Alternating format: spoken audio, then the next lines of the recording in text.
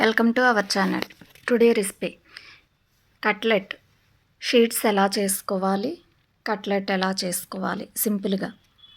ముందుగా ఒక బౌల్లో గోధుమ పిండి తీసుకొని దానిలో సరిపడా సాల్ట్ వేసుకోవాలి. వేసుకొని కొద్ది కొద్దిగా వాటర్ యాడ్ చేసుకుంటే దోస పిండిలాగా కలుపుకోవాలి. ఉండలు లేకుండా కలుపుకోవాలి. కొద్ది కొద్దిగా వాటర్ యాడ్ చేసుకుంటూ కలుపుకుంటూ ఉండాలి. బయట షీట్స్ కొనే పని లేకుండానే ఈ విధంగా ఇంట్లోనే చేసుకోవచ్చు. బాగా కలుపుకొని వడకట్టుకోవాలి ఈ పిండిని. ఉండలేమన్నా ఉంటే పైనే ఆగిపోతాయి. చూపిస్తున్న విధంగా చాలా పలచగా చేసుకోవాలి.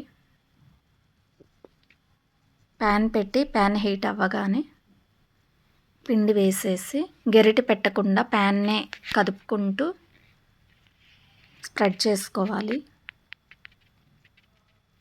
షీట్స్ తిక్కుగా కావాలంటే కొంచెం పిండిని తిక్కుగా చేసుకోవచ్చు. ఇంకా పల్చగా కావాలంటే కొద్దిగా వాటర్ ఎక్కువగానే యాడ్ చేసుకుంటే చాలా పల్చగా వస్తాయి. ఈ విధంగా కాల్చుకొని మనం బాగా ఆరనిచ్చి ఒక పేపర్ మీద ఆరనిచ్చేసి ఫ్రిడ్జ్లో కూడా పెట్టుకోవచ్చు. మనం ఎప్పుడు కావాలంటే అప్పుడు షీట్స్ కట్ చేసుకొని మనం సమోసా కానీ కట్లెట్స్ కానీ ప్రిపేర్ చేసుకోవచ్చు. ఒక బౌల్లో స్టఫింగ్ కోసం క్యారెట్, ఉల్లిపాయలు, పచ్చిమిర్చి, కొత్తిమీర, జీరా, కాస్త ఉప్పు, కారం కలుపుకొని ఉంచి పసుపు, ఇష్టపడితే కొద్దిగా గరం మసాలా కూడా యాడ్ చేసుకోవచ్చు. ఇవన్నీ బాగా కలిపి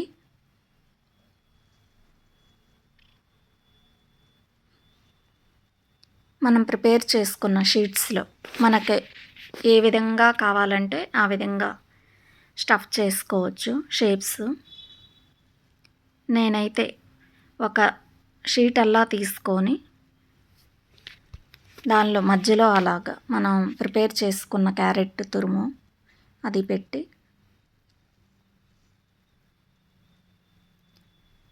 టూ సైడ్స్ ఫోల్డ్ చేసి మళ్ళీ ఎదురెదురు షీట్స్ కూడా అలా రోల్ చేశాను. దీనికి అంటించడానికి మైదా పిండిలో కొద్దిగా వాటర్ యాడ్ చేసి ఆ షీట్స్ని అంటించాను.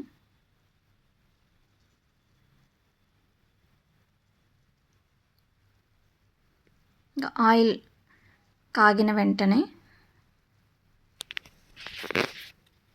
మనం ప్రిపేర్ చేసుకున్న కట్లెట్ వేసి కాలనిచ్చి తీసేయడమే. Thank you for watching. నచ్చితే ఒక లైక్ చేయండి.